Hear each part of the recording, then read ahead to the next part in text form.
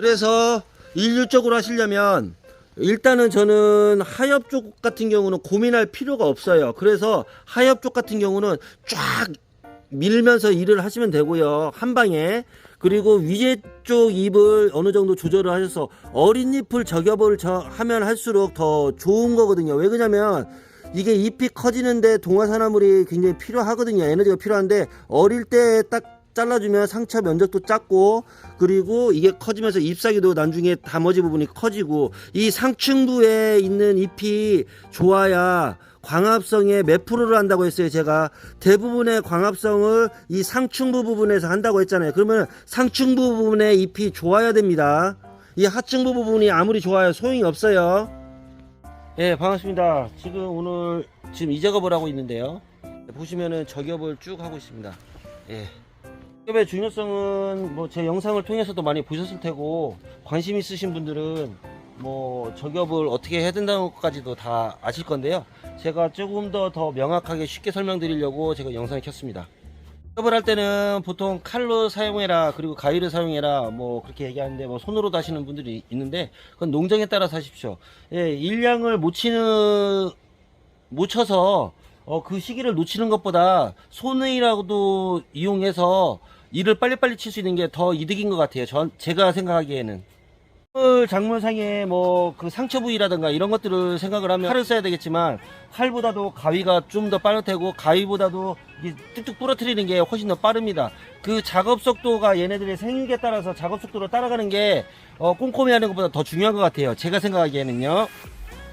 자, 이쪽 면 같은 경우는 보세요. 여기서 광이 들어와서 이쪽도 광이 잘 들어오거든요. 예, 그럼 이쪽으로 들어오고, 해가 저쪽에서 이쪽으로 떨어지니까요. 그러면 이 반대편에 있는 잎들은 이쪽 밑에 보시면은 이런 것들은 해를 받지 못합니다. 그래서 잘라줍니다. 그리고 중요한 거는 여기 이 화방 있잖아요, 화방.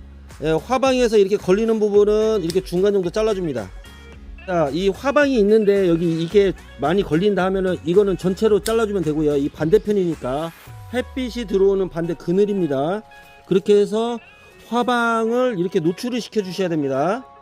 자, 그런데 이제 화방이랑 위에 있는 잎이 어느 정도 이렇게 간격이 있어서 약간 햇빛이 비춰주잖아요. 그러면 중간을 잘라줍니다.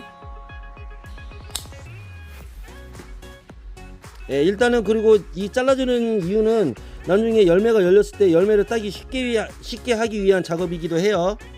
반대편 같은 경우는 햇빛이 들어오잖아요. 이 햇빛은 햇빛을 받죠. 예, 근데 화방이 걸리적거리죠. 이거를 다 따주냐? 안 그렇습니다. 얘는 그냥 어느 정도 따서 화방만 노출시키는, 잎이 2개 정도라도 달리게 해주는 게 좋습니다.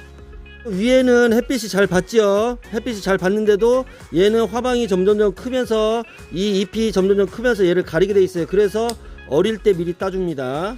어릴 때 따주면 나머지 잎들에 더 공간이 가서 이 잎들이 더 커지겠죠. 잎 면적도 커지고요.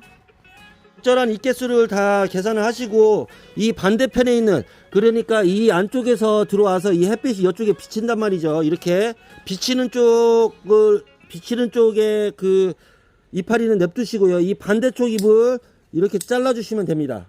예, 그리고 이쪽을 잘라주시면 통로 확보가 이렇게 되겠죠. 예, 통로 확보가 이렇게 싹 됩니다. 그러면은 이쪽 햇빛 비치는 쪽에 잎이 하나, 둘, 셋. 여기도 햇빛 비치죠. 넷. 왜 그러냐면 아래쪽이 아니고 상층부기 때문에 하나, 둘, 셋, 넷, 다섯, 여섯, 7개. 뭐 8개.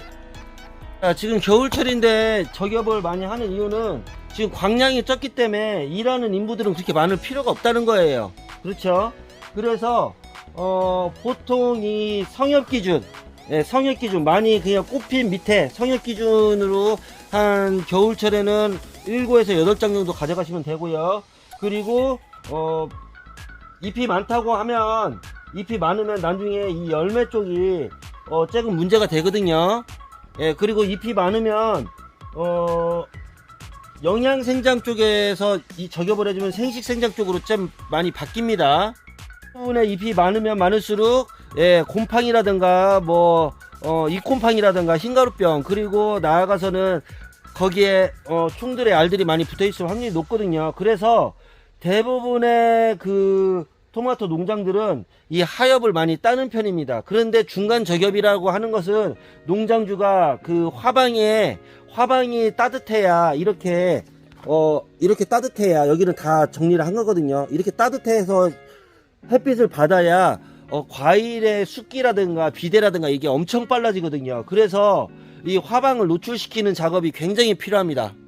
써 보이는 것 같아도 이렇게 화방 주위에는 제가 다 이렇게 정리를 했거든요. 보통 교육에서는 화방 밑에 있는 거를 자르라고 해요. 왜 그러냐면은 화방이 그 이유는 있습니다.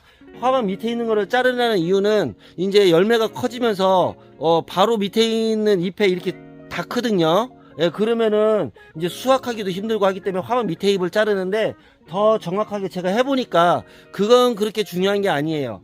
화방에 햇빛에 노출을 시켜서 토마토의 그 온도를 높이는 게 굉장히 비대랑 착색에 굉장히 도움을 주고 있고, 저 같은 경우는 지금 화방을 가리는 잎이 대충 어느 정도냐면 화방 위에 1, 2, 3번이 있잖아요. 그 다음에 또 화방이 피고 1, 2, 3번이 있는데, 저는 화방을 많이 가리는, 뭐 정확하지는 않아요. 근데 대부분의 이게 관찰을 해보면 그 2번째 잎, 그러니까 1, 2, 3번에서 두 번째 잎이 가장 그 화방을 많이 가리는 그런 잎이 되기 때문에 저는 두 번째 짝수 잎을 이렇게 따줍니다. 1, 2, 3번 있으면은 2번 따주고, 그 다음에 4, 5, 6, 1, 2, 3 화방 1, 2, 3 그러면은 두 번째 잎을 계속 따주는 작업을 해주면 화방의 노출 빈도가, 햇빛의 노출 빈도가 굉장히 높거든요.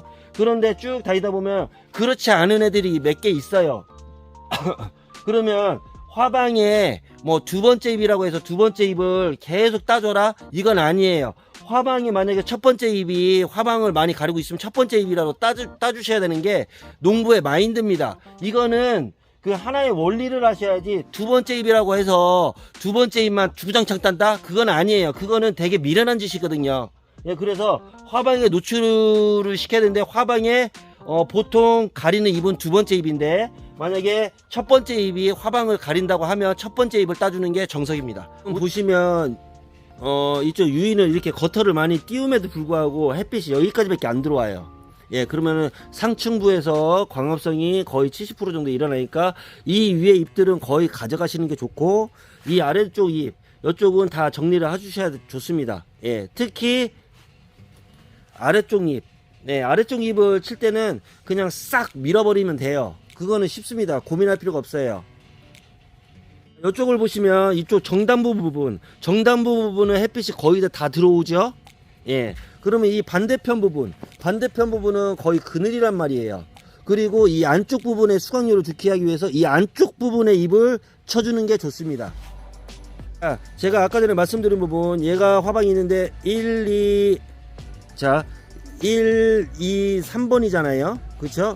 1, 2, 3번. 보통 두 번째 잎이 많이 가린다고 했죠. 그래서 이렇게 쳐주는 게 좋은데, 만약에 이 세 번째 잎이 얘를 이렇게 많이 가리고 있다 하면은 세 번째 잎을 쳐주는 게 맞습니다.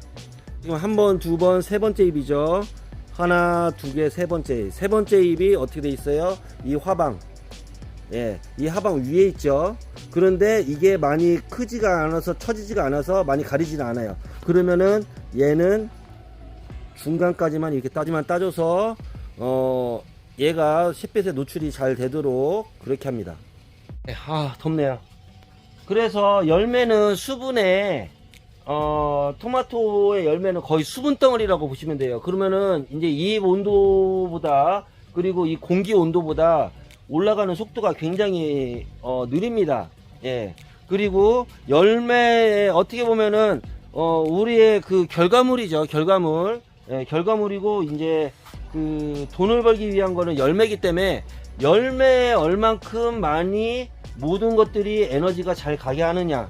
예, 그러면은 그거에 대한 거는 동화산화물의 양도 있을 테고, 동화산화물의 뭐 속도도 있을 테고, 뭐 여러 가지가 있는데, 일단 온도가 높으면 양분의 그 줄기를 통해서, 줄기는 이동 통로라고 하잖아요. 그러면 잎에서 광합성 산화물이 저장이 되고, 이제 밤에 쭉 이제 줄기를 통해서 뿌리라든가 잎이라든가 열매 쪽으로 가는데, 열매 쪽으로 가장 많이 가게 해야 돼요. 그리고 저겹의 의미는 뭐냐면 제가 저번에도 말씀드렸지만 열매에는 50% 그리고 각 잎 하나 두 개 세 개는 15% 15% 해가지고 총 95% 나머지는 5%는 뿌리 뭐 이렇게 보시면 되는데 잎을 하나를 따주면 그 15%를 열매 쪽에 한 60% 가고 나머지는 이제 나머지 두 개 잎에 한 2.5%씩 더 가서 열매에는 60%가 가고 그리고 잎 하나당 15% 하는데 17.5%씩 이런 식으로 가게 돼 있습니다. 그래서 저겹을 적절한 시기에 해주면 열매 쪽에 더 많은 양분이라든가 이런 게 전류가 많이 가기 때문에 열매가 더 빨리 클 것이고 그리고 나머지 두 개 잎들이 잎 면적이 커져요. 잎 면적이 커져서 더 많은 수강을 할 수 있습니다. 잎 면적이 그만큼 걔네들이 부족한 부분을 더 채우거든요. 식물은 그렇게 미련하지가 않아요. 똑똑한 애들이에요. 그래서 두 가지 잎이 이제 점점 커지면 일단은 잎을 하나 땄잖아요. 따면은 거기 사이에 있는 잎의 면적을 채우려고 노력을 많이 한단 말이죠, 식물들은. 그런데 채우고 난 다음에도 중간 잎을 따줬기 때문에 중간에는 통풍이 잘 되는 거예요. 아, 목 아파. 이해되시나요? 그래서 저겹이 필요합니다. 특히 겨울철에는 굉장히 저겹이 굉장히 필요한 작업 중에 하나입니다. 예. 그리고 햇빛이 안 들어오는 쪽, 이 반대쪽 통로 쪽 보세요. 이렇게 되면 햇빛이 이렇게 들어오잖아요. 그 여름에는 상관없어요. 여름에는 거의 수직으로 떨어지기 때문에 상관없는데 이렇게 이 잎사각이라고 했죠. 잎사각이 이렇게 오면은 대부분 이쪽 이게 띄어났기 때문에 이쪽 이 반대쪽은 거의 그늘이죠. 여기는 햇빛이 있죠. 그늘이죠. 햇빛이 있죠. 그늘이죠. 이런 식이거든요. 야, 햇빛이 있죠. 여기는 반대편 그늘. 햇빛이 보이죠? 그늘. 이거는 이제 커튼 때문에 그런 거고. 자, 이쪽은 햇빛이 있죠? 이 반대편 그늘. 햇빛이 있죠? 반대편 그늘. 그러면은 이쪽 잎을, 이 통로 쪽에서 보면 이쪽 잎은 싹 살리시고, 이쪽 잎은 거의 다 치시고, 이 안쪽에 그늘 부분. 자, 이쪽 안쪽에서 해가 보여요. 그러면 이쪽 잎은 좀 살리시고, 이 반대편은 죽이시고. 그렇게 되면 통로 확보도 좋습니다.